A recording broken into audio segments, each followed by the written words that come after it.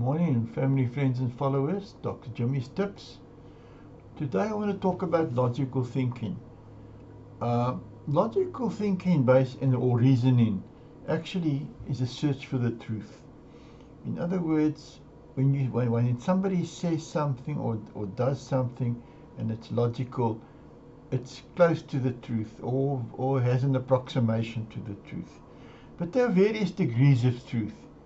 And not everything that people say is logical. And it sounds logical, but if you examine it, you find it's not logical. Let me give you a very amusing example. Now, you've got a family traveling in the Kruger National Park, and the father points down and says, look, there's elephant dung on the ground.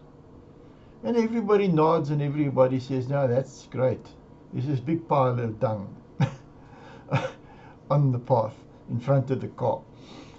And everybody accepts that as logical and reasonable. But is it necessarily true? Because there were other animals in the Kruger National Park, which are just as big as elephants, like hippos or rhinoceros. So although it seems logical, what he said there, there's elephant dung, there's an elephant nearby, it's not necessarily true.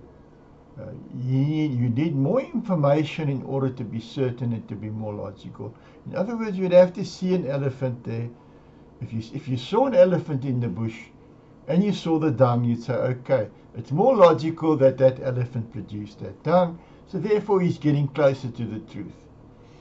But the only way you can really be sure and you can not make assumptions is when you actually see the elephant producing the dung.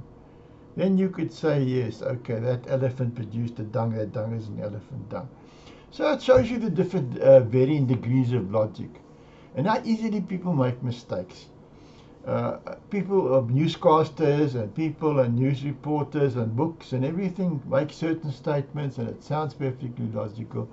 But if you look at the other possibilities that have been excluded, that haven't been considered, and this person has actually made assumptions.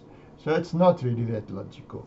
So I want you to think about that in the weeks to come and make sure that when you make statements that you've got all your ducks in a row, that there isn't other possibilities which renders your statement illogical or irrational.